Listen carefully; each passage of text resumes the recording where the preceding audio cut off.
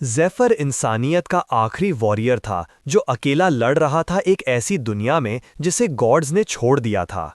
टारडस, जो डिस्ट्रक्शन का गॉड कहलाता था, उसके खिलाफ एक खौफनाक और बेअसर जंग के बाद बेचारा हीरो हार जाता है।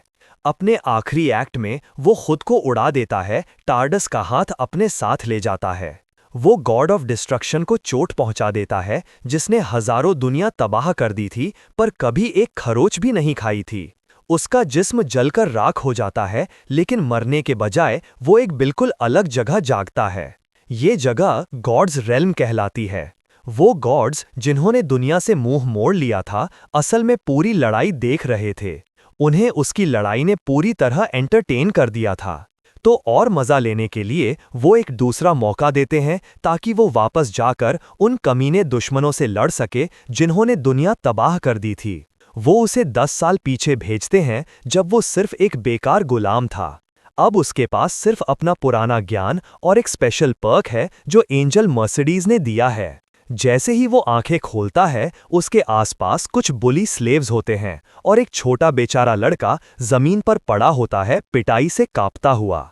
उनके पागलपन भरे चेहरे और उनके छाती पर बने लोगों को देखकर ज़ेफ़र को तुरंत याद आता है कि वो 10 साल पीछे आ गया है, जब वो 20 साल का था और टेम्पल स्लेव बनने से मना कर दिया था। जब वो लोग उसे तंग कर रहे होते हैं, उनका सुपरवाइजर उन्हें आवाज देता है काम पर लौटने के लिए।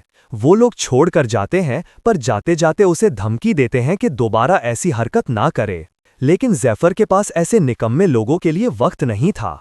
वो पास पड़ा पिकैक्स उठाता है ताकि काम करते हुए घुल मिल जाए, पर उसे वही छोटा लड़का दिखाई देता है जो धीरे से बोलता है थैंक्स। वॉरियर उसे पहचान नहीं पाता और चुपचाप गुजर जाता है, ध्यान अपने इंपॉर्टेंट कामों पर रखता है जो पर्क्स एंजल ने रिग्रेशन के बाद देने का कहा था। जैसे ही वो खड़ा होता है, ज़ेफ़र अपने पर्क्स एक्टिवेट करता है।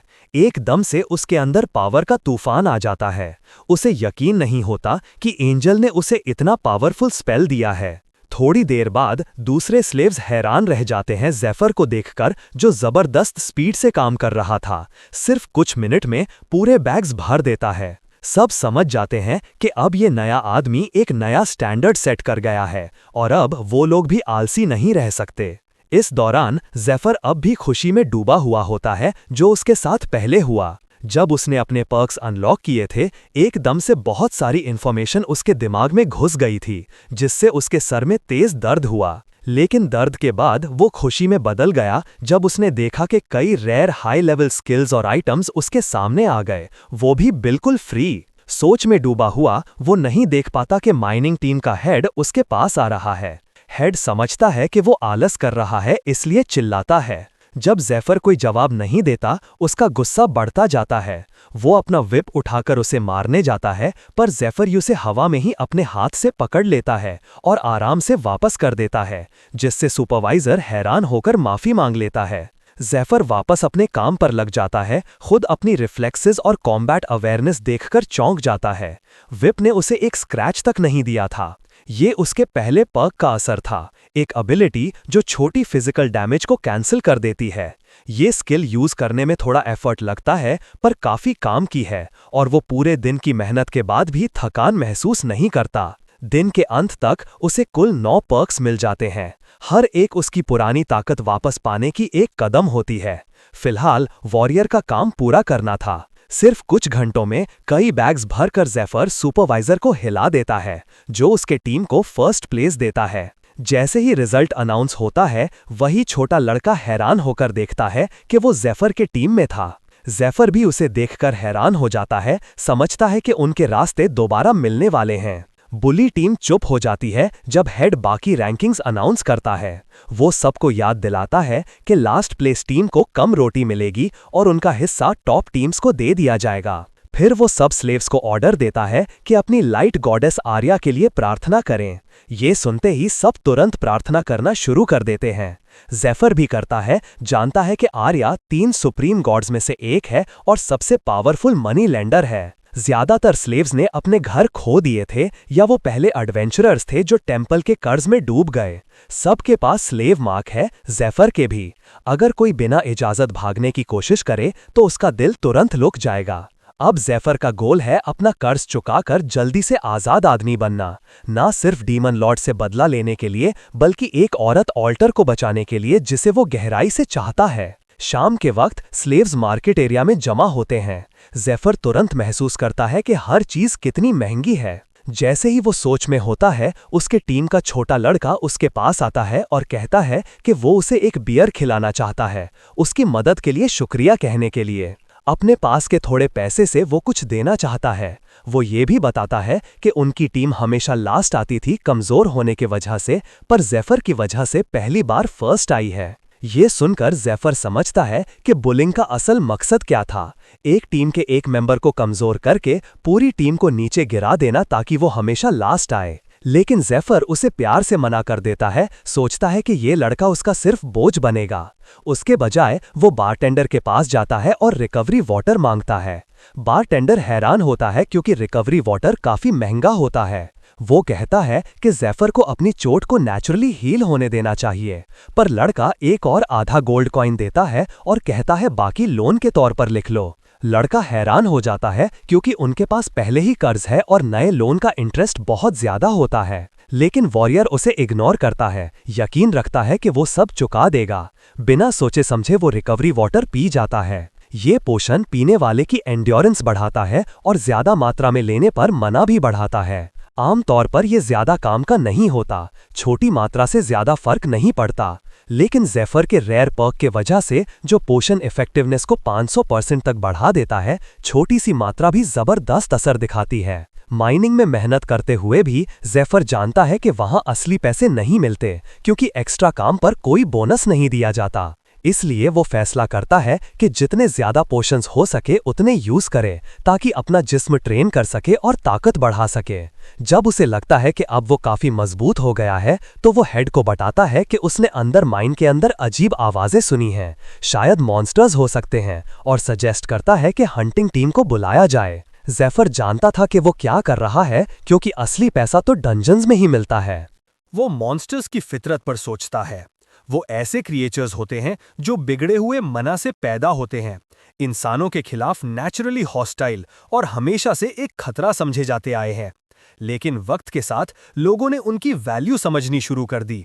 उनके अंदर बने मना स्टोन्स और उनकी हड्डियां तक रेयर और काम के मटेरियल्स के सोर्स बन गए। जहां वो रहते हैं उन जगहों को डंजन्स कहा जाता है। पहले इन्हें खतरा माना जाता था, पर अब इन्हें एक फायदेमंद रिसोर्स समझा जाता है। इन डंजन्स का काम हंटिंग टीम्स करती हैं, ऐसे गुलाम फाइटर्स जो अपनी फाइटिंग स्किल्स के लिए चुने जाते हैं। रिस्क बहुत ज्यादा होता है, इसलिए उन्हें उनके परफॉर्मेंस के हिसाब से अच्छी पेमेंट मिलती है। ज़ेफर सोचता है कि जब वो ट्रेंड एडवेंचरर था तो उसे माइनिंग ड्यूटी पर क्यों लगाया गया। उसे शक होता है कि इसके पीछे कोई गहरा मकसद है। जब वो सोच में डूबा होता है, शॉपकीपर उसे याद दिलाता है कि उसका बोरोइंग लिमिट खत्म हो गया है। मजाक में वो कहता है कि अगर उसे और पैसा चाहिए तो चोरी करनी पड़ेगी। तभी एक प्रीस्टेस आती है और एक डरावना सल्यूशन देती है, अपने ऑर्गन्स टेम्पल को बेच दे जहां उन्हें रिसर्च के लिए खरीदा जाता है। वो उसे पेपर्स देती है, कहती है कि सर्जरी तब कैंसिल हो सकती है अगर लोन वक्त पर चुका दिया जाए। ज़ेफर आसपास के सब लोगों के हैरान होने के बावजूद मना नहीं करता और रिकवरी वाटर लेने पर जोर देता है। शॉपकीपर मजबूरन देता है, साथ ही उसे वॉर्न करता है। लड़का बॉटल्स पी जाता है, खुश होता है कि अब उसका जिस्म जरूरी फिजिकल कंडीशंस तक पहुंच गया है। इसी वक्त एक आदमी गोएट, जो रिकॉन टीम का हेड है, आता है और कंफर्म करता है कि क्या वो वही गाइड है जिसका उन्हें इंतजार था। हमारा लड़का हाँ कहता है, बताता है कि उसे मना डिटेक्ट करने की एबिलिटी है, एक स्किल जो उसे अपने आसपास के एरिया का अंदाजा लगाने देती है, खासकर अंधेरे डंजन्स में बिना किसी की नजर में आए घुसने के लिए बहुत काम आती है। गोएट खुश होता है, कहता है कि अब उन्हें नाइट विजन पोशन की जरूरत नहीं पड़ेगी। ग्रुप तैयार होता है निकलने के लिए और ज़ेफर को कुछ गियर दिया जाता है। कहा जाता है कि टीम के पीछे चले। एक आदमी डेल ज़ेफर की अजीब एबिलिटीज पर कमेंट करता है, पर गोएट तुरंत सबको चुप करा देता है जब हमारा लड़का टीम को देखकर असेस करता है। दो चेहरे नए थे, पर एक उसे पहचान में आता है, वो आदमी जो उसके पहले लाइफ में उस डंजन के क्लियर होने के बाद हंटिंग टीम ज्वाइन किया था। इसका मतलब था कि उसके ज्ञान के मुताबिक इनमें से 2 लोग वापस जिंदा नहीं आएंगे। वो सोचता है कि इस बात का यूज अपने फायदे के लिए कैसे करे। ग्रुप डंजन के एंट्रेंस पर पहुंचता है, जहां एक छोटा लड़का उनका स्वागत करता है।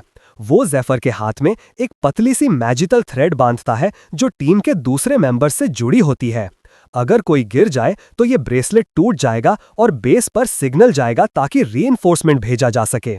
ये सिर्फ एक स्काउटिंग मिशन था, पर वो लड़का फिर भी उन्हें सावधानी बरतने को कहता है। डंजन के अंदर 2 मॉन्स्टर्स जो टॉर्च पकड़े हुए होते हैं, पत्थर गिरने से ध्यान बनता है। गोएट और डेल तुरंत उन पर हमला करते हैं और मार गिराते हैं। ज़ेफर देखता है और समझता है कि रिकॉन टीम का असली रोल है जानकारी इकट्ठा करना और मॉन्स्टर एक्टिविटी असेस करना। जब वो अपनी रिपोर्ट भेज देते हैं तो एक स्ट्राइक स्क्वाड आकर उन्हें खत्म करती है। लेकिन कभी-कभी रिकॉन यूनिट खुद ही सब संभाल लेती है अगर सिचुएशन मैनेजेबल लगे। गोएट मरे हुए मॉन्स्टर्स को देखता है और अंदाजा लगाता है कि ये किसी पहले असॉल्ट के बचे हुए थे। डेल भी मानता है कि ये शायद उनके आखिरी सर्वाइवर्स थे। हमारा लड़का सोचता है कि रिकॉन मेंबर्स सिर्फ स्काउट्स नहीं बल्कि ट्रेन्ड फाइटर्स भी हैं। गोएट कहता है कि वो बाकी काम खुद ही कर लेंगे, पर डेल प्लान पर सवाल उठाता है, कहता है कि ज़ेफर तो सिर्फ सप्लाईज उठा रहा है, उसे फाइटर नहीं माना जा सकता। मार्को टेंशन कम करने की कोशिश करता है और पूछता है कि क्या गोएट के पास कोई स्ट्रैटेजी है। ये सुनकर वो मुस्कुराता है और ज़ेफर से कहता है कि वो अपना सामान निकाले। ज़ेफर अपना बैग खोलता है जिसमें मून बुश लीव्स और बेरीज होते हैं। वो समझाता है कि जब उन्हें कुछ मॉन्स्टर्स के वेस्ट के साथ मिलाया जाता है तो ये एक फीमेल कोबॉल्ट के हीट जैसे सेंट छोड़ते हैं। ये स्मेल पास के मॉन्स्टर्स को दूर से खींच लाती है। ट्रैप बिल्कुल सही काम करता है।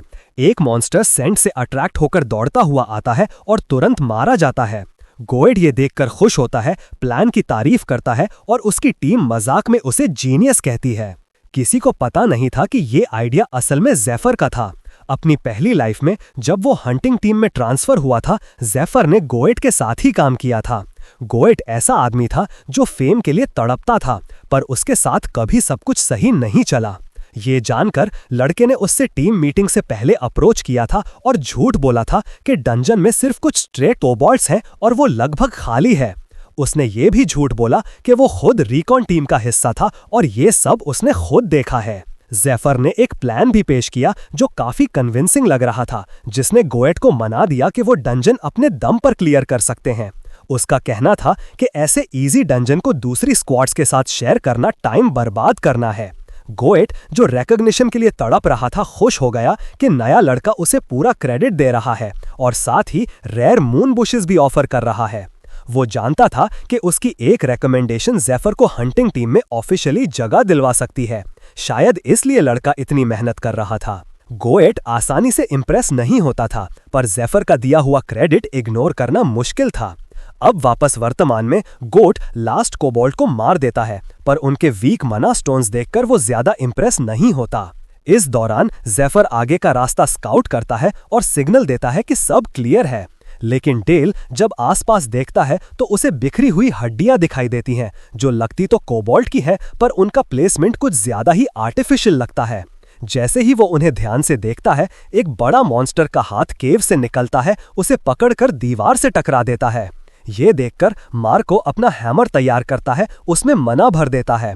बाहर से वो शांत दिख रहा होता है, पर अंदर से वो खौफ से भर गया होता है, जानता नहीं कि केव के अंदर किस किस्म का दरिंदा छुपा है। वो अपना मना शील्ड एक्टिवेट करता है और उसकी मजबूती का फख्र करता है। सोच पूरी करने से पहले ही मॉन्स्टर की पौंछ एकदम से हिलती है और उसे हवा में उड़ा लेती है। इस अचानक और जबरदस्त अटैक से गोट हैरान रह जाता है, खासकर जब उसे उस पौंछ की एक झलक मिलती है। अगले ही पल वही पौंछ उसे भी टकरा जाती है। बाहर छोटा बंदा, जो मैजिकल थ्रेड से टीम को मॉनिटर कर रहा था, महसूस करता है कि उनमें से 3 धागे एक साथ टूट गए हैं। घबराकर उसे समझ आता है कि केव के अंदर कुछ बहुत बुरा हो गया है। अंदर गोट अभी जिंदा है, लेकिन उसका कंधा बुरी तरह चोट खा गया है। ज़ेफर अब उसके सामने खड़ा है, उसे बचाते हुए। उसने अपनी वॉल ऑफ आयरन पर्क का यूज करके मॉन्स्टर के अटैक का ज्यादा हिस्सा रोक लिया था, लेकिन फिर भी वो वार गोटा तक पहुंच गया, जो दिखाता है कि वो क्रीचर कितना खतरनाक है। जब ज़ेफर उनकी सिचुएशन पर सोच रहा होता है, मॉन्स्टर अंधेरे से बाहर निकलता है, अपनी खौफनाक और विशाल शक्ल दिखाते हुए। हाथ में उसके साथी बेजान लटक रहे हैं। उस पल सब कुछ साफ हो जाता है। ये कोई आम जानवर नहीं, ये एक ऐसा प्रेडेटर है जो दूसरे मॉन्स्टर्स को पालता है, उन्हें सुरक्षा का झांसा देकर बड़ा करता है और जब खुद मैच्योर हो जाता है तो उन्हें खा जाता है। बिना वक्त गवाए ज़ेफर गोटी का स्पीयर उधार लेता है। वो पर्क 3 एक्टिवेट करता है, हाथ में एनर्जी का एक गोला भरते हुए पूछता है कि मॉन्स्टर के किस हिस्से को मारना है। ये पर्क, जिसे सिल्वर की कहा जाता है, एक पर्सनल स्टोरेज इन्वेंट्री जैसा काम करता है। उससे ज़ेफर एक कपड़े का टुकड़ा और ड्रैगन वीड का बंडल निकालता है। गोट हैरान नजर से देखता है, समझ नहीं पाता कि लड़का क्या करने वाला है, लेकिन ज़ेफर पूरा इत्मीनान के साथ कपड़ा अपने हाथ के गिर्द लपेटकर स्पीयर को मजबूती से पकड़ता है। गोटे चोट खाने के बावजूद एक रेजिस्टेंस महसूस करता है। वो एक छोटे माइनर के पीछे छुपना नहीं चाहता, लेकिन उसके कुछ करने से पहले ही मॉन्स्टर अपनी फियर स्किल छोड़ देता है, एक बहरा कर देने वाली दहाड़ जो इसे तुरंत जमीन से चिपका देती है। उस पल उसे अपनी ट्रेनिंग के शुरुआती दिनों में एक पुराने सोल्जर की बात याद आती है। उस आदमी ने बताया था कि एक बार उसका सामना एक पूरी तरह से बड़े मॉन्स्टर से हुआ था, जहां पूरा गांव खौफ से पत्थर बन गया था। लोगों में इतना डर था कि वो पलक भी नहीं झपक सके। सब बस अपनी मौत का इंतजार कर रहे थे और अब वही चीज दोबारा हो रही थी। लेकिन इस बार गोट हैरान रह जाता है देखकर कि ज़ेफर रुका नहीं है। लड़का हिल रहा है, वो दौड़ता है, मॉन्स्टर के आसपास घूमता है, उसके बड़े बड़े वारों से बचता हुआ बड़े हौसले और माहिराना चल से अपनी पोजीशन बनाता है। ज़ेफर ने ड्रैगन वीड और अपने इफेक्टिवनेस बूस्टिंग पर्क का यूज करके फियर इफेक्ट को न्यूट्रलाइज कर दिया था, लेकिन उसके पास सिर्फ एक ऑफेंसिव पर्क था जो अब वो नहीं कर सकता था क्योंकि उसमें बहुत ज्यादा माना लगता था। इसके बजाय वो अपने स्पीयर पर एक जबरदस्त जहर लगाता है जो मॉन्स्टर्स जैसे प्राणियों से निपटने के लिए काफी था। ये पोशन उसके पुराने दोस्त फेड से आया था। फेड ने अपनी पूरी जिंदगी फॉर्मूलाज, पोशंस, पॉइजन्स और मिक्सचर्स बनाते हुए गुजारी थी, हर एक को बेहतरीन बनाते हुए। ज़ेफर के लिए सबसे बड़ा झटका तब लगा जब फेड ने ये सब उसे दे दिए, कहकर कि दुनिया अपने अंतिम दौर में है और किसी को इनका इस्तेमाल करना होगा। अगर ये पोशंस कुछ लोगों की जान बचा सकें तो उसके लिए वही खुशी काफी है। अपने दोस्त के अल्फाज याद करके ज़ेफर आगे बढ़ता है और पॉइजन स्पीयर मॉन्स्टर के अंदर घुसा देता है, फिर एक तेज वार उसके हाथ पर करता है। उससे अच्छी तरह पता था कि जहर काम कैसे करता है। जैसे ही वो खून में घुस जाता है, अंदर से टारगेट को खोखला करने लगता है और सिर्फ 3 मिनट में पूरे जिस्म में फैल जाता है। अब ज़ेफर को बस इतना करना था कि वो तब तक जिंदा रहे जब तक जहर अपना असर करे, लेकिन रीपोजिशन करने से पहले ही मॉन्स्टर की पहुंच दोबारा वार करती है, उसे जोर से टकराकर केव की दीवार से दे मार देती है। मॉन्स्टर बिल्कुल नहीं रुकता, वो मुंह खोलकर सीधा उस पर झपटता है उसे निगल जाने के लिए। ज़ेफर इंस्टिंक्टिवली बचाव करता है और बचा हुआ पॉइजन का वायल सीधा मॉन्स्टर के मुंह में फेंक देता है, फिर एक जबरदस्त वार करता है मुंह के ऊपर चेहरे पर। मॉन्स्टर दर्द से चीखता है और तड़पने लगता है। सिर्फ 1 मिनट बचा था जब तक जहर अपना पूरा काम कर लेता। ज़ेफर जानता था कि उसके पास इतने स्किल्स या स्टैमिना नहीं कि वो पूरी तरह से मॉन्स्टर से बचा रहे। अब उसके पास 2 ही रास्ते थे, या तो इंतजार करे कि मॉन्स्टर अंदर से गिर जाए या फिर खुद इतना जोर से मारे कि उसे खत्म कर दे। जब वो अटैक करने जाता है, मॉन्स्टर फिर से पहुंच घुमाता है, लेकिन ज़ेफर तेज रिफ्लेक्सेस से उसे पकड़ लेता है। वो उसे मजबूती से थाम लेता है जब तक कि वो मॉन्स्टर के सर के ऊपर तक नहीं उठ जाता। जैसे ही सीधा ऊपर पहुंचता है, वो कूदकर मॉन्स्टर की आंख में स्पीयर घुसा देता है। इम्पैक्ट से स्पीयर का दूसरा हिस्सा टूट जाता है और ज़ेफर टूटी हुई स्पीयर और अपने छुरे दोनों से मॉन्स्टर पर बार बार वार करता है। मॉन्स्टर दर्द से पागल होकर हिलता है। जब वो बेकाबू होता है, लड़का उस छुरे को छोड़ता नहीं जो उसकी आंख में घुसा हुआ था। उसे पता था कि अभी एक और वार चाहिए, तो वो दोबारा मॉन्स्टर के सर पर चढ़ जाता है। कई रिकवरी पोशंस पीने के बाद माना रिस्टोर होने पर और अपने इफेक्टिवनेस पर्क से बूस्टेड होकर वो अपनी पूरी ताकत एक मुक्के में जमा करता है और मॉन्स्टर पर पूरी शिद्दत से घूंसा मारता है, जैसे नरक उस पर टूट पड़ा हो। ये सब देखकर गोटी को समझ आता है कि वो गलत था। ऐसी टैलेंट वाला लड़का जरूर पहचाना जाएगा और एक दिन सबसे ऊपर पहुंच जाएगा। लेकिन उसे ये भी याद आता है कि ज़ेफर अभी एक माइनर है और डंजन में घुसने के लिए उसे गोटी की मदद चाहिए थी। जब गोट इस बात पर सोचता है, ज़ेफर अब एक अथॉरिटी के साथ खड़ा होकर उससे बात करने की गुजारिश करता है। जंगल के किसी कोने में एक पीले बालों वाला आदमी बुरी तरह से घायल है और कुछ डरावने लोगों से घेरा हुआ है। वो बेचैनी से कहता है कि वो डीमन लॉर्ड का फॉलोअर नहीं है। उनमें से एक आदमी, जिसके माथे पर क्रॉस का निशान है, अपने तगड़े मस्कुलर साथी को इशारा देता है। बिना झिझक उस तगड़े आदमी ने पीले बालों वाले का सर कुचल दिया, उसकी जान ले ली। लेकिन उसके बाद उसकी लाश जोर से हिलने लगती है। कुछ पल बाद उसके जिस्म से एक सेंटीपीड निकलता है। माथे वाले निशान वाला आदमी फौरन रिएक्ट करता है और क्रीचर को 2 टुकड़ों में काट देता है। ऐसा करते हुए वो दावा करता है कि सेंटिपीड पर डीमन लॉर्ड का निशान था, जो साबित करता है कि जिस आदमी को उन्होंने मारा वो शुरू से ही एक घुसपैठिया था। बाद में वो सेंटिपीड लेकर अपने सुपीरियर मतियास के पास वापस जाता है, लेकिन मतियास प्रभावित नहीं होता। वो उसे याद दिलाता है कि इस मिशन में 7 टीम मेंबर्स मर गए हैं और पूछता है क्या एक कंफर्म्ड इम्पोस्टर के लिए इतनी कीमत देना सही था। निशान वाला आदमी अपनी बात पर टिका रहता है। मतियास को याद दिलाता है कि रेड बस 1 महीने दूर है और अगर टेम्पल को अभी स्पाइस से साफ नहीं किया गया तो ये तबाही में बदल सकता है। मतियास इस वार्निंग पर सोचता है और कुछ देर बाद हाँ में सिर हिलाकर कहता है कि वो हॉन्टिंग स्क्वाड से बात करेगा ताकि बात सुलझ जाए। फिर भी वो उसे चेतावनी देता है कि दोबारा उसे बेवकूफ़ ना बनाए। डिपार्टमेंट ऑफ ह्यूमन रिसोर्सेज में गॉट ज़ेफर के ट्रांसफ़र का रिकमेंडेशन हॉन्टिंग स्क्वाड के लिए दाखिल करता है। प्रीस्टेस, जो इंचार्ज है, रिक्वेस्ट अप्रूव कर लेती है, लेकिन साफ कहती है कि अगर रिक्रूट फेल हुआ तो जिम्मेदारी उनकी होगी। गॉट लड़के की टैलेंट पर भरोसा करके खुशी से रिस्क लेने को तैयार हो जाता है। उसे पता है अगर लड़का अच्छा परफॉर्म करेगा तो सारा क्रेडिट उसे मिलेगा। जाते हुए उसके ख्याल फिर उस दिन की तरफ चलते हैं, डंजन के उस आखिरी दिन की तरफ जिस दिन उन्होंने मॉन्स्टर को गिराया था। केव में गॉट यकीन नहीं कर पा रहा था जब ज़ेफर ने अचानक उससे कहा कि वो लड़ाई के बारे में सब भूल जाए, और गॉट ने कभी मॉन्स्टर को देखा भी नहीं। लड़के ने कहा कि वो कोबाल्ट कॉर्प्सेस वही छोड़ देगा ताकि गॉट के पास अपने सुपीरियर्स को रिपोर्ट करने के लिए कुछ हो। असल इनाम वो बड़ा मॉन्स्टर का जिस्म वो अपने लिए रखना चाहता था। एक टेम्पल स्लेव होने के नाते ज़ेफर माना स्टोन्स या मॉन्स्टर पार्ट्स जैसे लूट नहीं रख सकता था, क्योंकि सब कुछ टेम्पल का होता था। तो उसने प्लान बनाया कि वो मॉन्स्टर की लाश छुपाकर बेच देगा पैसा कमाने के लिए। गॉट को लगा कि ये नामुमकिन है। बाहर एक स्टैंड बाय यूनिट था जो इसी तरह के चोरी के लिए तैनात होता था, और एक फॉलोअप टीम बाद में डंजन को साफ करने आती थी।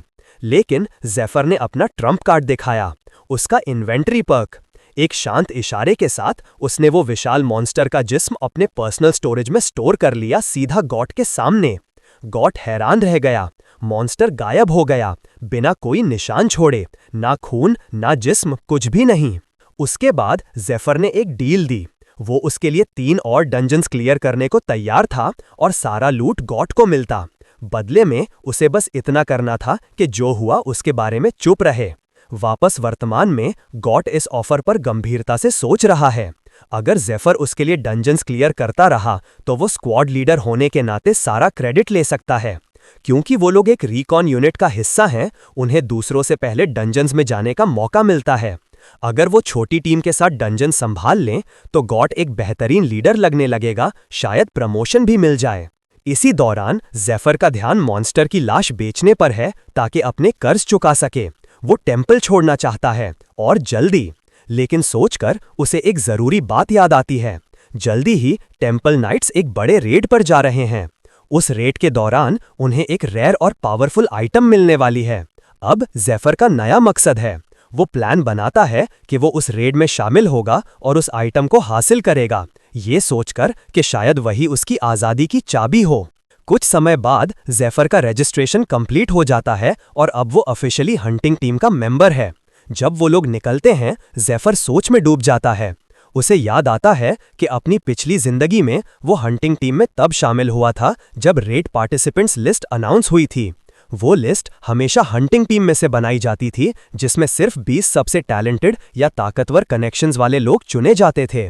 ज़ेफर के पास पहले से एक प्लान है, लेकिन उसे पता है कि उसे सही वक्त पर एग्जीक्यूट करना ज़रूरी है। आखिर में वो आर्मरी पहुंचते हैं, जहां गॉट उसे एरिया दिखाता है और फिर बहाना करके कहता है कि उसे हॉस्पिटल में अपने साथियों की खैरियत देखनी है। जब गॉट बात कर रहा होता है, वही शेडी ग्रुप जो जंगल में था वहां पहुंचता है। उन्हें देखकर वो अपना सर झुका लेता है और ज़ेफर को भी ऐसा ही करने के लिए कहता है। जब ग्रुप गुजरता है, सब लोग चुपचाप झुक जाते हैं, लेकिन जैसे ही वो ज़ेफर के पास से गुजरते हैं, मार्क्ड ग्रुप लीडर को कुछ महसूस होता है जो उसे चौंका देता है। फिर भी वो चलना जारी रखता है। जैसे ही वो चले जाते हैं, गॉट समझाता है कि ये लोग ऑफिशियल इंक्विजिटर्स हैं, ऐसे एजेंट्स जिनसे कोई पंगा नहीं लेता। वो ज़ेफर को चेतावनी देता है कि इनके सामने इज्जत से रहना। इन लोगों के पास इतनी पावर है कि किसी को भी हेरेटिक कहकर मार सकते हैं बिना किसी अंजाम के। उनका लीडर साहॉक खास तौर पर खतरनाक है। मैड हाउंड के नाम से मशहूर वो लोगों को मारने का मजा लेता है। गॉट उसे चेताता है कि उसके आसपास संभल कर रहे, लेकिन जैसे ही वो ये कह रहा होता है, साहॉक अचानक सामने आ जाता है और उन्हें आवाज देता है। गॉटी लगभग घबरा जाता है जब साहॉक उनकी तरफ बढ़ता है।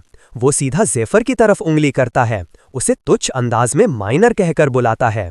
अपनी केप उतार कर पूरी तरह से अपना चेहरा दिखाता है और ज़ेफर से उसकी पोजीशन पूछता है। लड़का कुछ कह पाए उससे पहले गॉटे घबराहट में आगे बढ़ता है और उसे अपना टीममेट कहकर इंट्रोड्यूस करता है, लेकिन साहॉक फौरन उसे रोक देता है, साफ कह देता है कि उसे गॉट की बात में कोई दिलचस्पी नहीं। तनाव बढ़ने लगता है। गॉट महसूस करता है कि साहॉक की किलिंग इंटेंट उस पर पड़ रही है और वो डर से कांपने लगता है। ज़ेफर शांत और बेपरवाह खड़ा रहता है और उसकी ये तसल्ली साहॉक का ध्यान खींच लेती है। उसका बर्ताव उसके माइनर जैसे रूप से बिल्कुल मैच नहीं करता। उसे शक होने लगता है कि ये लड़का जितना दिख रहा है उससे कहीं ज्यादा ताकत रखता है। ये बात भी उसे उलझा देती है कि ऐसा शक्तिशाली लड़का माइनिंग में कैसे भेजा गया, सीधा हॉन्टिंग स्क्वाड में क्यों नहीं। आखिर एक एप्टीट्यूड टेस्ट होता है जो ऐसे स्ट्रॉन्ग रिक्रूट्स को सीधा एलीट यूनिट्स में भेजता है। कुछ ना कुछ तो गड़बड़ है। कुछ ही सेकंड्स में साहॉक अपने लोगों को इशारा देता है और वो ज़ेफर को चारों तरफ से घेर लेते हैं। लड़के की ताकत महसूस करने के बावजूद वो पूरी तरह से कॉन्फिडेंट रहता है। उसे यकीन होता है कि उसकी टीम उसे संभाल लेगी। ज़ेफर आगे बढ़ता है और जवाब मांगता है, साफ कर देता है कि झूठ बर्दाश्त नहीं किया जाएगा। लेकिन ज़ेफर तुरंत समझ जाता है कि साहॉक असल में उसके लिए मामला आसान बना रहा है। जब साहॉक और उसके आदमी ज़ेफर को घेर लेते हैं तो वो उस पे इल्ज़ाम लगाता है कि वो डीमन लॉर्ड का फॉलोअर है। ये सवाल ज़ेफर के जहन को उसके माजी में ले जाता है। उसे डीमन लॉर्ड के फॉलोअर्स के बारे में आम लोगों से ज्यादा पता है, कैसे उन्होंने ग्रेट वॉर के दौरान इंसानियत को धोखा दिया और सब कुछ तबाह कर दिया।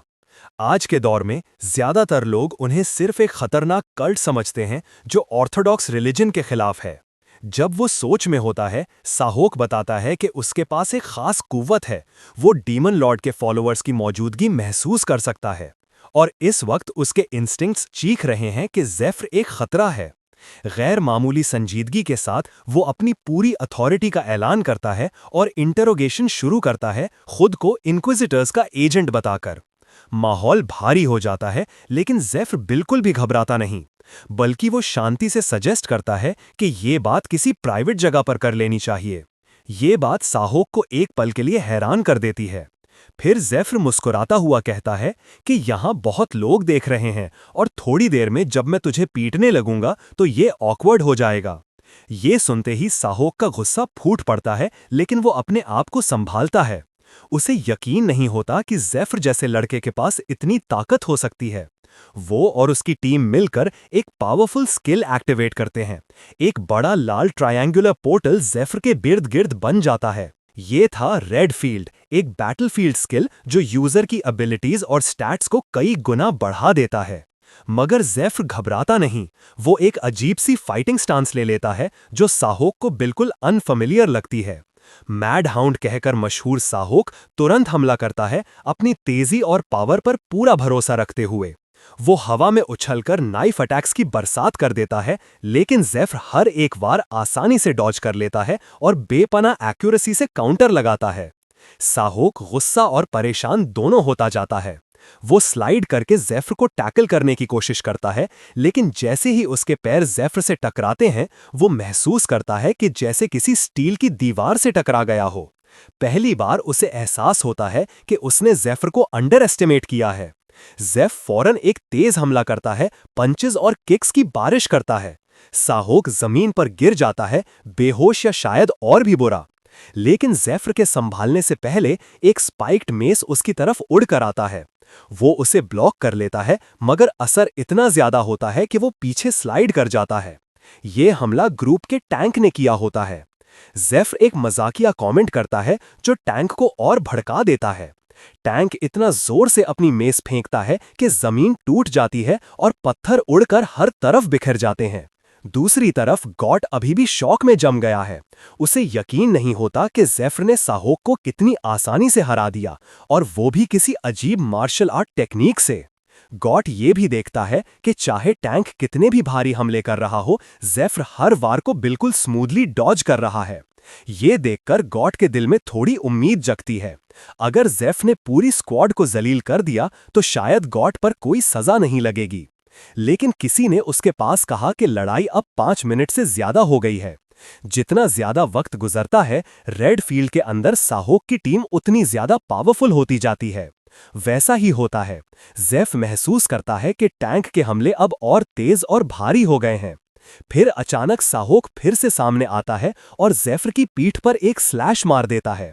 अब वो पूरी तरह गुस्से से भर गया है, उसके आसपास किलिंग ऑरा फैल जाता है। वो लाइटनिंग की तरह ज़ेफ़र के इर्द गिर्द घूमता है, हर एंगल से वार करता है। कुछ पल के लिए लगता है कि उसने ज़ेफ़र को दबा लिया है, लेकिन जैसे ही वो अपना फाइनल ब्लो मारने जाता है, ज़ेफ़ उसका हाथ पकड़कर उसका सर जमीन पर दे मारता है। साहोक संभल भी नहीं पाता कि ज़ेफ़ अपना घुटना उसके सीने पर दे मारता है। साहोक खून में लिपटा हरा हुआ जमीन पर पड़ा रहता है। उसे समझ आ जाता है कि रेड फील्ड और बूस्टेड स्टैट्स सब बेकार थे। ज़ेफ़ आराम से उसे कहता है कि अगर उसे अपनी स्पीड दिखानी थी तो पहले टैंक को थोड़ा चांस दे देता। ये बात टैंक के दिल में चुभती है। वो गुस्से में चेन से ज़ेफ़र को बांधता है और कोशिश करता है उसे दबा लेने की। लेकिन ज़ेफ़ चेन खींचकर मजाक उड़ाता है कि तू इतना डरा हुआ है कि पास आकर लड़ भी नहीं सकता। फिर वो अपनी दोनों बाहों में माना डालता है और पावर बूस्ट स्पेल एक्टिवेट करता है। एक जबरदस्त धमाके के साथ वो चेन इतनी जोर से खींचता है कि टैंक के हाथ से निकलकर पूरा टैंक दीवार से जा टकराता है। मैदान एकदम खामोश हो जाता है। सब लोग हैरान रह जाते हैं। साहोक रेत में गिरता हुआ ज़ेफ़र की तरफ घिसक कर जाता है, पूछता है तुम आखिर हो कौन? लेकिन ज़ेफ़ बस मुस्कुराकर कहता है इंटेरोगेशन तो तुम्हारा काम है, और सीधा चला जाता है। उनके बीच में एक लाल बालों वाला आदमी दूर से विंडो के पीछे सब कुछ देखता है। उसके चेहरे पर एक हल्की सी मुस्कुराहट होती है। वो धीरे से कहता है, क्या ये लड़का हमारे मास्टर ने भेजा है? इधर सब लोग हैरान हैं। साहोक जैसे पावरफुल लीडर को एक रुकी ने हरा दिया। ज़ेफ़र आगे बढ़ता जाता है और साहोक जमीन पर पड़कर गुस्से और शर्मिंदगी से चिल्लाता रह जाता है। ज़ेफ़र के दिल में हल्का सा सुकून आता है। उसके प्लान का पहला हिस्सा पूरा हो गया है। अब बस उसे उस शख्स के सुनने का इंतजार है जिसके लिए ये सब किया गया था। लेकिन जैसे ही वो चलता जाता है, उसके शरीर में एक अजीब सा एहसास उठता है। उसका जिस्म कांपने लगता है और वो तुरंत समझ जाता है ये है माना फ्रीज, एक टेम्पररी शटडाउन। जब मना खत्म हो जाता है तो यूजर बिल्कुल बेताकत हो जाता है। ज़ेफ़र का पावर बूस्ट स्किल उसकी सारी माना एनर्जी खा गया था और अब वो बिल्कुल कमजोर पड़ गया है।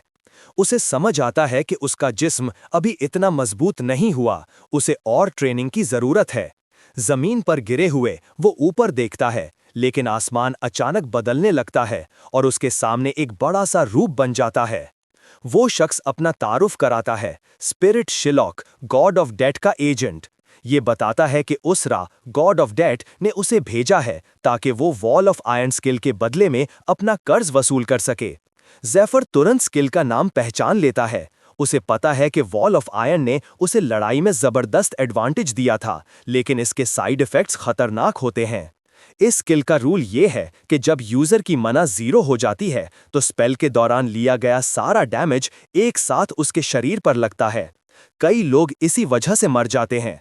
ये गॉड ऑफ डेथ का स्पेल एक दो-धारी तलवार की तरह है, इंसान के दुख और बेबसी से ताकत पाता है। जब ज़ेफर तकलीफ में तड़पता है, गॉड ऑफ डेथ मजे से उसका दर्द देखता है। शिलॉक फिर ज़ेफर के टोटल डैमेज का हिसाब लगाना शुरू करता है ताकि वो एक ही वार में पूरा नुकसान दे सके। ज़ेफर बिल्कुल खाली हो चुका है, हिल भी नहीं पाता, सिर्फ इंतजार करता है जब तक काउंटडाउन चल रहा है। आखिरी कोशिश में वो अपने हाथों की रैपिंग फाड़ देता है। अंदर एक छुपा हुआ रिकवरी पोशन होता है। काउंटडाउन के बिल्कुल आखिरी पल में वो मना पोशन पी लेता है। 1 पॉइंट मना भरते ही अटैक रुक जाता है और शिलॉक एक पल में गायब हो जाता है। ज़ेफर गहरी सांस लेता है, बच गया, लेकिन जानता है कि ये सिर्फ एक टेम्पररी बचाव था। उसके पास अभी बहुत कुछ तैयार करना बाकी है। वो थोड़ा मुस्कुराता है, आसमान की तरफ देखकर जैसे उसरा को चिढ़ाता हो। तूने मुझे कम समझा, जैसे उसकी आंखें कह रही हों। ज़ेफर एक सर्वाइवर है, वो आदमी है जो अपनी पिछली जिंदगी में भी इंसानियत के तबाह होने के बाद जिंदा रहा था। उसे वॉल ऑफ आयरन का राज पता है, जब तक मना 0 ना हो स्पेल कुछ नहीं कर सकता। उसे याद आता है कि पिछली जिंदगी में वॉल ऑफ आयरन एक पर्पल टीयर स्किल थी जिसका दाम 500 गोल्ड था, जो उसके लिए अभी सपने जैसा था। फिर भी देवता ने मजा लेने के लिए उसे ये स्किल दे दी। उसके जवाब में ज़ेफर आसमान की तरफ मिडिल फिंगर दिखाता है, जिससे उसरा और ज्यादा गुस्सा हो जाता है। बाद में ज़ेफर होश में आता है। वो एक बिस्तर से बंधा होता है और उसके पास एक प्रीस्टेस शांत चेहरे के साथ खड़ी होती है। कमरे में 2 बड़े तंकेली मर्द भी होते हैं। उनका सारा सामान टॉर्चर टूल्स से भरा होता है। ज़ेफर घबरा जाता है। प्रीस्टेस शांति से समझाती है कि वो उनके वर्कशॉप में है, क्योंकि उसका लोन रीपेमेंट 1 घंटा पहले ही एक्सपायर हो गया है। उसका चेहरा सख्त हो जाता है। वो एक बड़ी छुरी उठाती है और कहती है कि ज़ेफर ने कई लोन्स लिए थे, वो भी कोलैटरल रखकर, लेकिन एक भी इंटरेस्ट पेमेंट नहीं दी और उसका इरादा कभी देने का था भी नहीं। छुरी उसके चेहरे के पास लाकर वो जवाब मांगती है। ज़ेफर समझ जाता है कि मामला बहुत खतरनाक है। अगर वो मना यूज करेगा तो शिलॉक तुरंत वापस आ जाएगा। अब उसके पास सिर्फ बात करने का रास्ता बचा है। वो इल्तिजा करता है, कहता है कि अगले हफ्ते सब चुका देगा, लेकिन प्रीस्टेस बिल्कुल नहीं मानती। वो कहती है कि उनका तो सैलरी का हिस्सा वो ले ही लेंगे, लेकिन शॉप लोन तो इंटरेस्ट के साथ ही देना पड़ेगा, जो उसके बस में नहीं। फिर वो ऑर्डर देती है कि ज़ेफर की एक उंगली काट दी जाए ताकि सबक मिल सके। एक आदमी उसका हाथ पकड़ता है, छुरी उठाकर नीचे लाता है, लेकिन ज़ेफर घबराकर कुछ चिल्लाता है। उसके मुंह से निकले अल्फाज सुनकर प्रीस्टेस का चेहरा बदल जाता है। उसकी आंखों में हैरानी और गुस्सा दोनों होता है। वो दोनों मर्दों पर चिल्लाती है कि बाहर जाओ, और जब वो निकल जाते हैं, वो ज़ेफर के करीब आती है और दहाड़ कर पूछती है कि उसे ये नाम कैसे पता। लेकिन ज़ेफर आगे बढ़कर उसे उसके असली नाम से पुकारता है, मॉन्स्टर ब्रेकर व्हाइट रोज। अब वो जानता है कि ये प्रीस्टेस असल में एक अंडरवर्ल्ड डीलर है जो मॉन्स्टर कॉर्प्सेस और छुपी चीजों का काला धंधा करती है। ज़ेफर समझ जाता है कि अगर उसे डंजन्स में सरवाइव करना है तो उसे हाई लेवल रिसोर्सेज चाहिए, और इसके लिए वो इस औरत का इस्तेमाल करेगा। मुस्कुराकर वो कहता है, मुझे यहाँ लाने के लिए शुक्रिया, मेरे पास एक बिजनेस प्रपोजल है। इसी वक्त दूसरी जगह साहुक होश में आता है। गुस्से से भर जाता है। उसे यकीन नहीं होता कि एक लड़के ने उसे इतनी आसानी से जलील कर दिया। वो कसम खाता है कि अगर वो लड़का दोबारा सामने आया तो उसे खत्म कर देगा। तभी एक लाल बालों वाला आदमी उसकी तरफ देखता है और कहता है, साहुक। साहुक का रंग उड़ जाता है। वो घुटकर इज्जत से उसे सलाम करता है। लाल बालों वाला आदमी मुस्कुराता है और हीलर्स को कहता है कि अब वो खुद साहुक से निपटेगा। दोनों चलते हुए बात करते हैं। जब वो साहुक की लड़ाई का जिक्र करता है तो साहुक समझ जाता है और तुरंत माफी मांगने की कोशिश करता है, लेकिन आदमी एकदम से छुरी उसके मुंह में घुसा देता है, उसे चुप करा देता है। ठंडी नजर से कहता है कि उसने इंक्विजिटर मार्टियस के ऑर्डर्स पूरे नहीं किए और सबके सामने उन्हें जलील कर दिया। गुस्से में वो छुरी से साहुक का चेहरा चीर देता है और कहता है, हमने तुझसे बहुत उम्मीदें रखी थीं, लेकिन अब तू सिर्फ एक बोझ है। 6 महीने में सिर्फ 2 डीमन लॉर्ड के फॉलोअर मरे, ये तेरी औकात है। अकॉर्डिंग टू रेड हेड आदमी, साहक के बार बार फेल होने की वजह से उसके सुपीरियर्स का सब्र खत्म हो गया था। ऊपर से एक छोटे से लड़के से हार जाना इंक्विजिटर मतियास के नाम को मिट्टी में मिला दिया था। ये सुन के साहक जमीन पर गिर गया, बेचैन होकर एक और मौका मांगते हुए। रेड हेड आदमी सख्त और कठोर उसे हुक्म देता है कि वो उस लड़के को मार दे जिसने उसे हराया था, तभी उसका भविष्य सोचा जा सकता है। इस धमकी का बोझ उस पर बैठ जाता है। साहुक समझ जाता है कि अगर वो उस लड़के को नहीं मार सका तो उससे अपनी रेड यूनिफॉर्म छीन जाएगी और उसके साथ उसकी अथॉरिटी भी। जाने से पहले रेड हेड आदमी उसके सामने एक चमकती हुई पर्पल ऑर्ब गिरा देता है, कहकर के ये उसके काम आ सकती है। साहुक तुरंत उसे पहचान लेता है। उस ऑर्ब से डीमन लॉर्ड वर्शिपर की स्पष्ट ऑरा निकल रही होती है। ये देखकर वो हिल जाता है, लेकिन रेड हेड आदमी बेपरवाह रहता है। वो फैसला साहुक पर छोड़ देता है, चाहे तो उसे इस्तेमाल करे और खतरा उठाए, वरना सब कुछ खो दे। जैसे ही दरवाजा बंद होता है, साहुक ऑर्ब को घूरता रहता है, उन सब गुलामों की यादों से परेशान जिन्हें उसने अपनी अथॉरिटी से मारा था। अगर उसे रेड यूनिफॉर्म छिन गई तो कोई माफी नहीं मिलेगी, वो दोबारा गुलाम बन जाएगा और इस बार रहमत नहीं होगी। जो कुछ उसने सालों तक मेहनत, चालाकी और फरमानबरदारी से हासिल किया था, सब मिट जाएगा। बेचैनी और गुस्से से भरा हुआ वो पर्पल ऑर्ब उठाता है और उसे इस्तेमाल करने का फैसला करता है। पागलों जैसी हंसी उस कमरे में गूंज उठती है जब वो उस आर्टिफैक्ट को कस के पकड़ता है। तभी रेड हेड आदमी मुस्कुराता है। उसे बिल्कुल वही मिला जो वो चाहता था। वो अपने आदमियों को हुक्म देता है कि साहुक पर नजर रखें, क्योंकि उसने उसकी मदद सिर्फ उसे एक डायवर्जन बनाने के लिए की थी।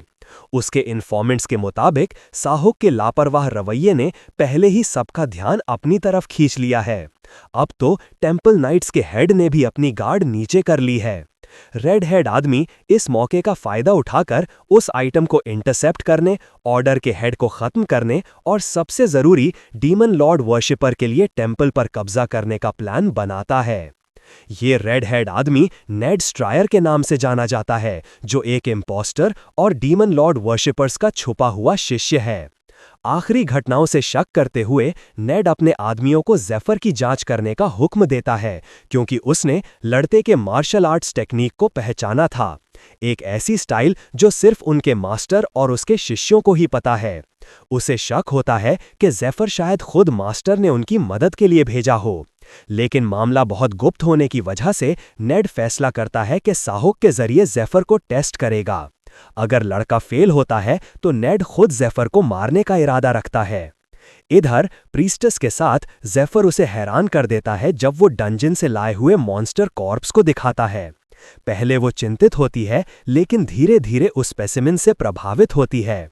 लेकिन लड़के की मांग महंगी होती है। उसके मंगाए हुए आइटम्स की कीमत 5000 गोल्ड होती है, जो 3 प्रेडेटर क्लास कॉर्प्स को बराबर है जैसे वो लेकर आया है। जेफर उसे यकीन दिलाता है कि वो 3 हफ्तों में तीनों कॉर्प्स ला देगा। फिर रुककर वो कहता है कि उसे एक और फेवर चाहिए। अपनी रिकवरी के बाद जेफर अपनी टीम के साथ एक कैजुअल मीटिंग में जुड़ता है।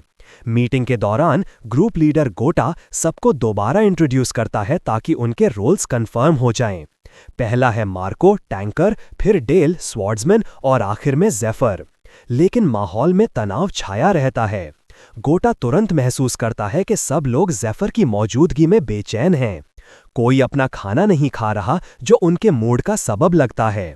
ये ऑकवर्डनेस देखकर जेफर माहौल हल्का करने के लिए एक लग्जरी बॉटल ऑफ वाइन निकालता है, जो सबका ध्यान खींच लेती है। वो बताता है कि उसने ये व्हाइट रोज से ली है और सबको एक एक ड्रिंक डालता है। ये जेस्चर उसके लिए ग्रुप की अप्रूवल ले आता है और उनके नजरिए में नरमपन आ जाता है।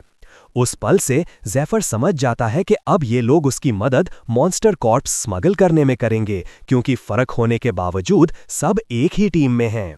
जेफर पहले से गोट को अपनी पिछली जिंदगी से जानता है, लेकिन बाकी दो इस दौर तक जिंदा नहीं रहे थे। उनकी मौजूदगी उसे बेचैन करती है, क्योंकि उसे यकीन नहीं कि वो कोऑपरेट करेंगे या उन्हें बाद में खत्म करना पड़ेगा। वो ये भी जानता है कि लोग उनसे प्यार करते हैं जो उन्हें उनकी मर्जी का कुछ देते हैं, और जो लोग अहमियत चाहते हैं उनके लिए उन्हें बढ़ाकर दिखाना होता है। लेकिन जेफर समझता है कि वो उसके साथ आगे नहीं बढ़ सकता जो उसे पसंद नहीं करता। और इस हालत में वो आदमी डेल है। कुछ देर बाद गोट उनका अगला असाइनमेंट बताता है, जिसमें वो इसकी अहमियत पर जोर देता है। अगर वो इस मिशन को पूरा कर लें तो लेवल प्रमोशन मिल सकता है। वो सबसे कहता है कि नए मेंबर के साथ इज्जत से पेश आएं और याद दिलाता है कि सिर्फ एकता से ही उनके गोल्स पूरे हो सकते हैं। लेकिन सबका सोच ऐसा नहीं है। डेल खास तौर पर इरिटेट हो जाता है, इस बात से नाराज कि गॉट ने फैसले बिना उनसे पूछे कर लिए। वो ये भी सवाल उठाता है कि क्या जो गोट ने देखा ज़ेफर का प्रेडेटर को हराना असल में हुआ था या बस एक इल्यूजन था। दोनों बहस शुरू कर देते हैं, लेकिन मार्को जो सबसे बड़ा है बीच में आकर उन्हें रोकता है। वो कहता है कि अभी के लिए सब मान लें, क्योंकि इनाम तो वैसे भी तीनों में बराबर बांटेगा। समझौता होने के बाद भी डेल के दिल में ज़ेफर के लिए जलन बनी रहती है। उसे लगता है कि ये लड़का उनके लिए मुश्किल लाएगा और अगर वो उन्हें धोखा देने की कोशिश कर रहा है तो सच्चाई डंजन के अंदर जल्दी सामने आ जाएगी। अपना प्लान सेट करने के बाद ग्रुप ईडरन की तरफ निकलता है, एक टाउन जो पहाड़ के किनारे में बना हुआ है। उसे देखकर टीम हैरान रह जाती है, क्योंकि उन्होंने ऐसी जगह पहले कभी नहीं देखी थी। गोट बताता है कि अंदर के केव्स और भी दिलचस्प हैं, जहां लोग रहते थे और पूरे बेडरूम्स तक बने हुए हैं। पहले टेम्पल सेंट के लोग और जख्मी एडवेंचरर्स वहां रुकते थे, लेकिन अब वो दिन बीत गए हैं। अब जगह एक पुरानी मॉन्स्टर डेन जैसी लगती है। जब वो अंदर कदम रखते हैं तो टनल्स मोटे स्पाइडर वेब्स से ढके हुए होते हैं। ज़ेफर हमेशा सतर्क अपनी माना परसेप्शन एक्टिवेट करता है, एक स्किल जो उसे बिना छुए माना से भरे हुए ऑब्जेक्ट्स और क्रीचर्स महसूस करने देती है। इस एबिलिटी का यूज करके वो ग्रुप को बड़े ध्यान से वेब्स के बीच से गुजारता है, हर कदम संभाल कर रखता है। कुछ मेहनत के बाद वो लोग बाहर आ जाते हैं। जैसे ही वो साफ जगह पर पहुंचते हैं, ज़ेफर बताता है कि उसने अंदर एक स्टील स्पाइडर महसूस किया था। वो तुरंत एक स्ट्रैटेजी बनाना शुरू करता है। उसके प्लान के मुताबिक वो लोग नेस्ट में छुपकर बेबी स्पाइडर्स पर पैरालाइजिंग पोशन डालेंगे और पेरेंट के लौटकर उनके कत्ल को देखने का इंतजार करेंगे, ताकि उसे गुस्सा आए और वो कमजोर हालत में आ जाए। जब ज़ेफर अपना प्लान समझा रहा होता है, डेल अपनी चिंता व्यक्त करता है। कहता है कि चारों मिलकर भी शायद स्टील स्पाइडर को नहीं हरा सकते। उस क्रीचर का बाहर का शेल स्टील की तरह सख्त होता है, जिसकी वजह से ज्यादातर तलवार के अटैक्स बेअसर हो जाते हैं। स्टील स्पाइडर्स भी बहुत तेजी से रिप्रोड्यूस करती हैं, जिससे वो थोड़े ही वक्त में अपनी पूरी फौज बना लेती हैं, और इसी वजह से उनके नेस्ट के अंदर जाकर उनसे लड़ना और भी ज्यादा खतरनाक होता है। डेल सजेस्ट करता है कि उन्हें टेम्पल से मदद लेनी चाहिए ताकि इस खतरे का सामना किया जा सके, लेकिन उसके लिए ये हैरानी की बात होती है जब ज़ेफर आराम से कहता है कि डेल आराम करे, क्योंकि वो अकेला ही ये नेस्ट साफ कर सकता है। इस लेवल का कॉन्फिडेंस डेल के शक को और गहरा कर देता है। वो सोचता है कि ये लड़का कहता है कि उसने एक प्रेडेटर को हरा दिया, साहॉक को जलील किया, और अब कहता है कि वो अकेला स्टील स्पाइडर से निपट लेगा। ये सब उसके समझ के बाहर है। अचानक डेल को एहसास होता है कि अगर ज़ेफर झूठ बोल रहा है तो शायद ये डंजन इतना डेंजरस है ही नहीं। अगर ऐसा है तो उसके साथ अंदर जाना उसके झूठ को पकड़ने का परफेक्ट मौका हो सकता है। जब ग्रुप डंजन के अंदर गहरा जाता है तो डेल का हाथ एक वेब स्ट्रैंड से लग जाता है और वो उसमें फंस जाता है। जब वो खुद को छुड़ाने की कोशिश करता है तो अंधेरे से दर्जनों छोटी स्पाइडर्स निकलकर उसकी तरफ दौड़ती हैं। ज़ेफर फौरन रिएक्ट करता है। बिना झिझक के वो डेल को वेब से खींचकर हटा देता है और खुद उसके और स्वॉर्म के बीच आ जाता है। अपने हाथ से उनका पहला हमला रोकता है। स्पाइडरलिंग्स उसके हाथ को काटने लगती हैं, लेकिन उनके दांत उसकी स्किन तक नहीं पहुंच पाते। ज़ेफर बेफिक्र रहता है, उनका मजाक उड़ाता है और उन्हें जमीन पर दे मारता है, जिससे डेल उसकी ताकत और सुकून दोनों देखकर हैरान रह जाता है। बिना वक्त जाया किए वो सबको फॉर्मेशन में बुलाता है ताकि वो स्वॉर्म का सामना कर सकें। वो पहले ही सबको कह चुका था कि अपने वेपन्स को अपनी केप से लपेट लें, क्योंकि आम तलवारों से स्पाइडर के स्टिकी वेब्स नहीं कटेंगे। खुशी की बात यह होती है कि प्लान काम करता है। वेब्स वेपन से चिपक जाती हैं, लेकिन वो उन्हें फिर भी घुमा सकते हैं। डेल और गोटा मॉन्स्टर्स को एक जगह जमा करने लगते हैं ताकि जब सारी स्पाइडरलिंग्स इकट्ठी हो जाएं तो ज़ेफर उन्हें एक ही वार में खत्म कर सके। सब कुछ प्लान के मुताबिक होता है। एक ही शानदार वार में लड़का पूरी स्वॉर्म खत्म कर देता है। जब धूल बैठ जाती है, ग्रुप थका हुआ और सांस लेता हुआ खड़ा होता है। डेल के हाथ पर गहरी चोट लगती है और वो चोट और जलील दोनों महसूस करता है, क्योंकि उसे ज़ेफर की मदद लेनी पड़ी। उसकी हैरानी के लिए ज़ेफर फौरन उसे एक रिकवरी पोशन देता है। ये देखकर डेल को समझ आता है कि ज़ेफर शुरू से सब कुछ जानता था, ये तक कि किस पल उसका हाथ वेब में फंसा। ये सब उसके माना परसेप्शन स्पेल की वजह से था। शर्मिंदा होते हुए डेल खुद से अफसोस करता है, लेकिन ज़ेफर उसे तसल्ली देता है और कहता है कि ऐसी गलती दोबारा ना करे। साथ ही वो डेल को चुपके से देखकर उसकी लगन और डिसिप्लिन की तारीफ करता है। अपनी पिछली जिंदगी में उसे अनाड़ी लोगों को ट्रेनिंग देनी पड़ती थी, लेकिन डेल अलग है, वो फोकस्ड है। ज़ेफर जानता है कि डेल अभी भी उस पर शक करता है, लेकिन वो ये भी जानता है कि जब डंजन क्लियर हो जाएगा तो उसके सब शक खत्म हो जाएंगे। जब ग्रुप स्पाइडर के नेस्ट में पहुंचता है तो वो पैरालाइजिंग पोशन का यूज करते हैं। उनकी हैरानी के लिए वो बिल्कुल वैसे ही काम करता है जैसे ज़ेफर ने कहा था, और लड़ाई बहुत आसान हो जाती है। उन्हें उसका वो मशवरा भी याद आता है कि स्पाइडर के पेट पर वार करें, क्योंकि वहां का हिस्सा उनके स्टील कोटेड बैग से ज्यादा नरम होता है। डेल जब ये स्ट्रैटेजी बीच लड़ाई में आजमाता है तो वो फिर से ज़ेफर की नॉलेज देखकर हैरान हो जाता है। जब डेल एक मॉन्स्टर को काट रहा होता है तो बाकी सब उसकी मदद करते हैं और मिलकर उसे खत्म कर देते हैं। वो एक स्पाइडर गिराने पर खुशी मनाते हैं, लेकिन तब सब होश उड़ जाते हैं जब वो देखते हैं कि ज़ेफर ने तो अकेला ही दर्जनों स्पाइडर्स मार दिए हैं। वो डेड बॉडीज के पहाड़ से नीचे उतरता है और आराम से कहता है कि छोटी सी ब्रेक ले लें।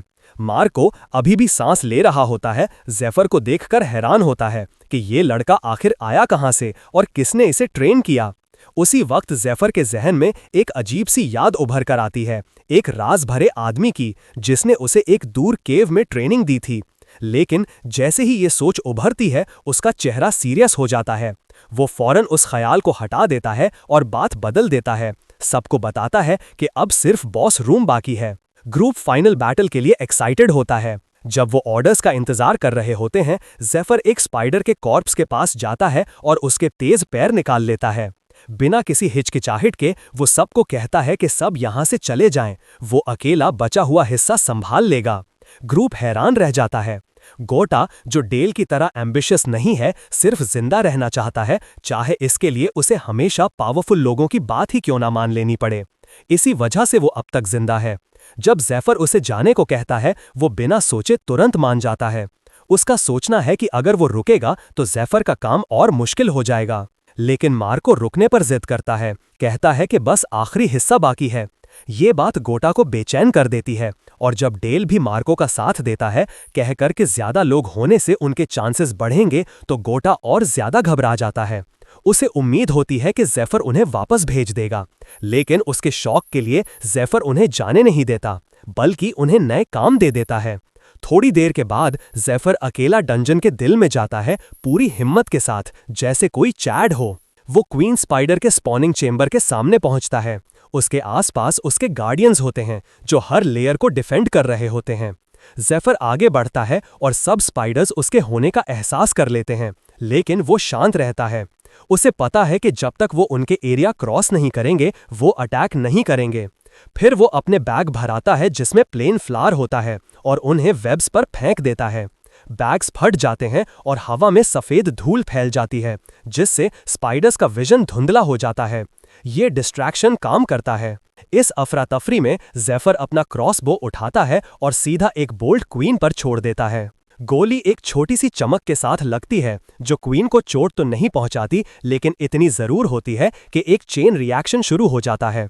हवा में उड़ा हुआ फ्लावर जोर से फट पड़ता है और पूरा चेंबर एक भयानक डस्ट एक्सप्लोजन से हिल उठता है।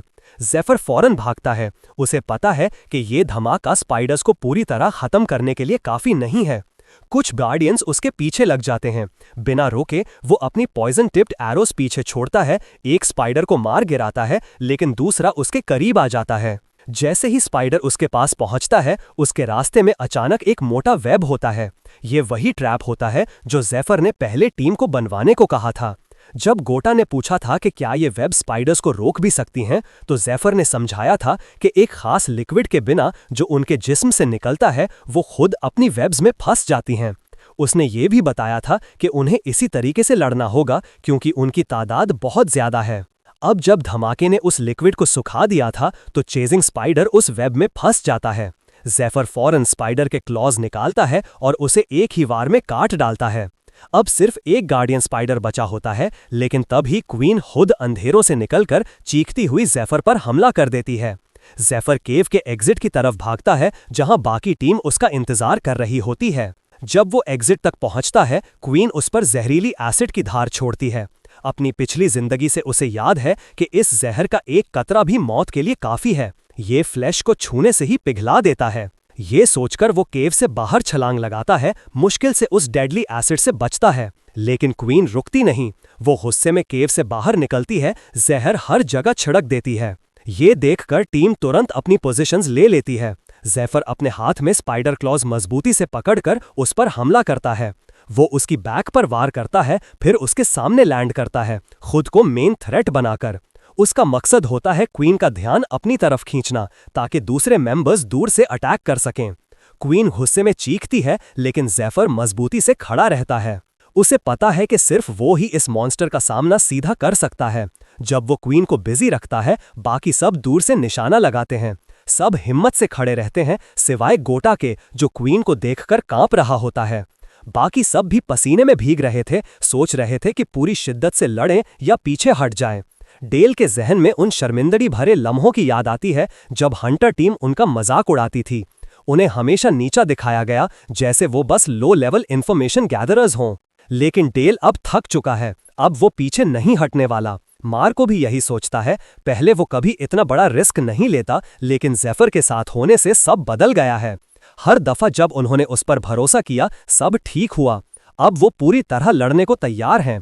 गोटा परेशान है कि कोई उसकी नहीं सुन रहा, लेकिन जब डेल और मार्को दोनों लड़ने के लिए तैयार हो जाते हैं, तो उसे भी मजबूरन उनका साथ देना पड़ता है। सब मिलकर स्पाइडर के डैमेज वाले हिस्सों पर अटैक करते हैं। ज़ेफर का मशवरा याद रखते हैं कि स्पाइडर के पैर के बीच वाले हिस्सों पर वार करें, जहां से नर्व्स गुजरती हैं।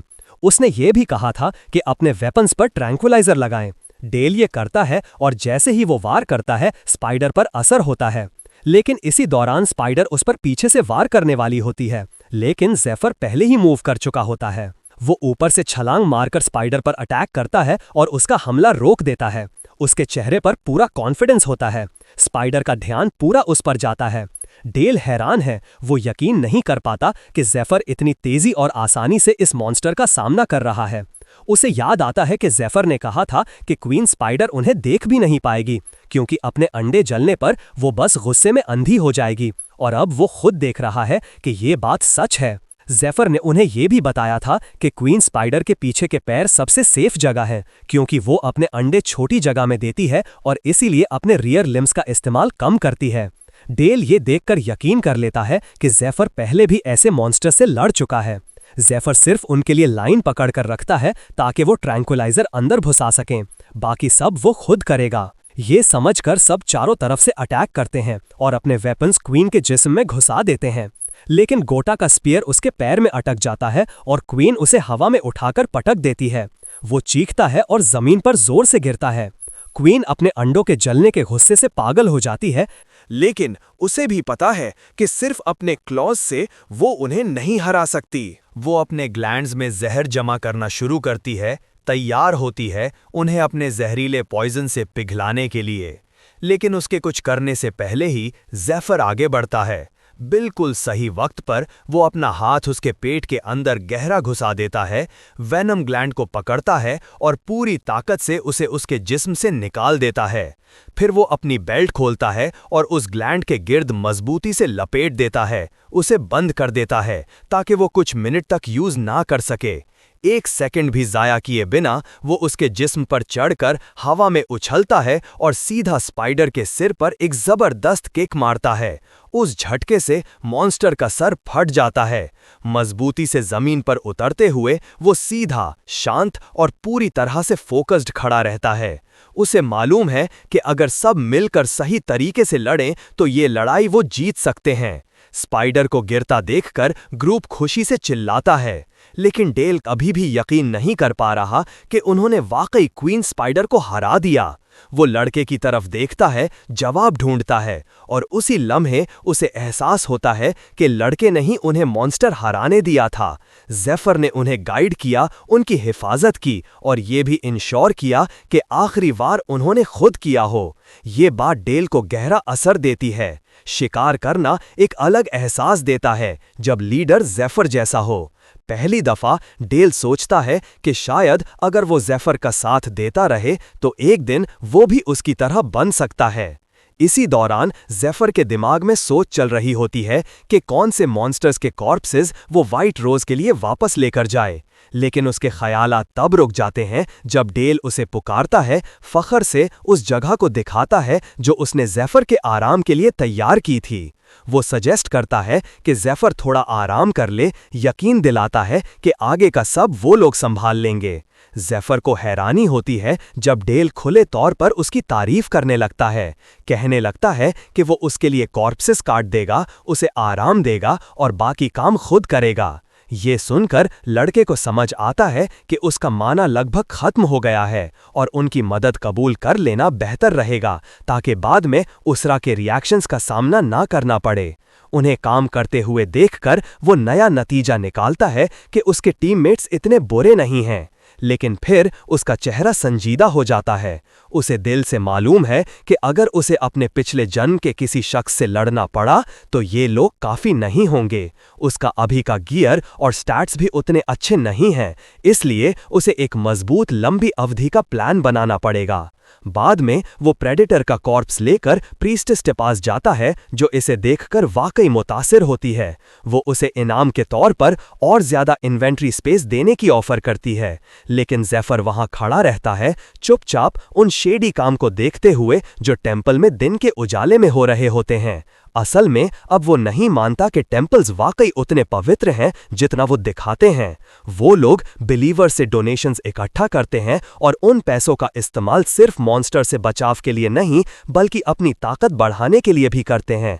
पूरे शहर बसाते हैं अपने आसपास। ये डोनेशंस पूजा के लिए नहीं बल्कि सुरक्षा के बदले दी जाती हैं। टेम्पल नाइट्स मॉन्स्टर्स को मारते हैं और सुरक्षा की भी एक कीमत होती है, लेकिन ज़ेफर जानता है कि ये सब हमेशा नहीं चलेगा। आने वाले वक्त में सुरक्षा भी, खासकर अपने बच्चों के लिए, खरीदना नामुमकिन हो जाएगा। बाद में एक प्राइवेट मीटिंग में प्रीस्टेस ज़ेफर को बताती है कि उसके दिए हुए मॉन्स्टर कॉर्प से काफ़ी पैसा आया। वो उसकी स्किल्स की तारीफ करती है, लेकिन वो सीधा पॉइंट पर आता है। उसे अपनी बची हुई डेट की मालूमात चाहिए। उसके मुताबिक उसने अब तक टोटल का 48% चुका दिया है। वो ये भी बताती है कि टेम्पल भी अपनी हिस्सा के तौर पर 20% ले लेगा। फिर उसे कुछ याद आता है जो उसने खुद अरेंज किया था, ज़ेफर के लिए लैब क्लीनिंग ड्यूटी। उसके मुताबिक वो लैब के इक्विपमेंट का यूज़ तब कर सकता है जब सब लोग चले जाएं, लेकिन उसे सब कुछ बाद में साफ भी करना होगा। ये सुनकर ज़ेफर खुश हो जाता है। ये छुपकर लैब में घुसने से कहीं ज्यादा आसान है। जब वो दोनों बात कर रहे होते हैं, एक आदमी आता है और प्रीस्टेस को बुलाता है। जब वो मुड़कर देखती है, ज़ेफर उस आदमी का चेहरा देखता है और शॉक हो जाता है। वो नेड है, इंक्विजिटर्स का एजेंट और वो शख्स जिससे ज़ेफर का पुरानी जिंदगी से रिश्ता था।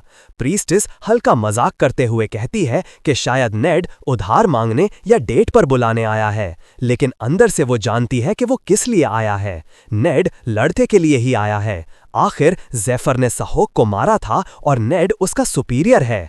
उसे ये हरकत ना सिर्फ बेकार लगती है बल्कि बेअदबी भी लगती है कि नेड उसके क्लाइंट के सामने उसी के सामने झगड़ा शुरू करे।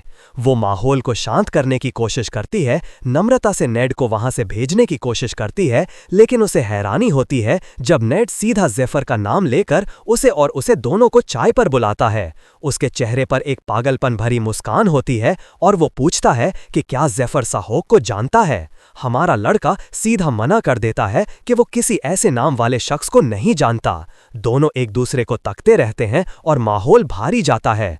दोनों के जिस्म से तेज माना की लहर निकलती है जो हवा में भर जाती है और दबाव पैदा करती है। प्रीस्टेस का जिस्म कांपने लगता है। माना इतना घना होता है कि उसकी त्वचा छेदने लगता है। उस लम्हे उसे समझ आता है कि ज़ेफर शायद किसी टेम्पल स्लेव जितना या उससे भी ज्यादा ताकतवर है। नेड भी, जो सिर्फ कुछ कदम दूर खड़ा होता है, ये बात महसूस करता है। अपनी उंगलियों में माना भरता हुआ वो लड़ने के लिए तैयार होता है, ये देखने के लिए कि लड़का असल में कितना ताकतवर है। जब दोनों टकराने वाले होते हैं, priestess slave mark spell activate करती है, जिससे दोनों मजबूर होकर रुक जाते हैं। ये स्पेल सिर्फ टेम्पल के मार्क किए हुए स्लेव्स पर काम करता है और दोनों पर जोर से असर करता है। दोनों फौरन घुटनों पर गिर जाते हैं। प्रीस्टेस ज़ेफर के पास जाकर उसे बिना हिचकिचाहट थप्पड़ मार देती है, फिर उसका कॉलर पकड़कर उसे खींचती हुई ले जाती है, उस पर चिल्लाती है कि वो लगभग खुद को मरवा लेता। चलते चलते वो नेड की तरफ देखती है और ठंडी आवाज में कहती है कि लड़का उसका है खेलने के लिए, और अगर उसने फिर कभी उसे छेड़ने की कोशिश की तो वो उसे मार देगी। जब वो दोनों एक सूना जगह पहुंचते हैं, प्रीस्टेस आखिर सच बताती है कि नेड एक खतरनाक और धोखेबाज आदमी है, असल में एक भेड़िए के रूप में शैतान। उसके मुताबिक आज तक कोई भी उसे लड़ाई में हरा नहीं सका, हर लड़ने वाला मारा गया। लेकिन ज़ेफर को उसकी बातें बोर लगती हैं, जो उसे और भी चिढ़ाती है। वो गुस्से से चिल्लाती है, उसे याद दिलाती है कि वो ही उसकी आमदनी का सबसे बड़ा जरिया है। लेकिन जैसे ही उसके चेहरे पर उस थप्पड़ का निशान देखकर उसका लहजा नरम पड़ जाता है।